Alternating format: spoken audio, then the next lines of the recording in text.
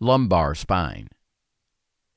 Imaging findings of spine degeneration are present in high proportions of asymptomatic individuals, increasing with age. Many imaging-based degenerative features are likely part of normal aging and unassociated with pain. These imaging findings must be interpreted in the context of the patient's clinical condition and clinical correlation with the imaging.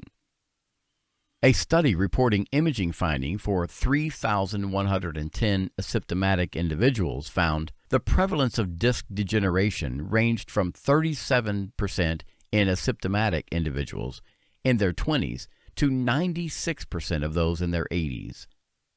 Disc signal loss was present in over 50% of individuals older than 40 years, and by 60 years, 86% of individuals had signal loss of scans.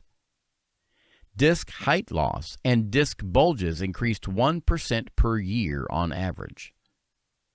Disc protrusions and annular fissures did not substantially increase with age. Facet joint degeneration is rare below 40 years of age, and the prevalence increases sharply with ages over 40 years. Spondylolisthesis is not commonly found in asymptomatic individuals until 60 years of age, but prevalence doesn't increase greatly until 70 to 80 years.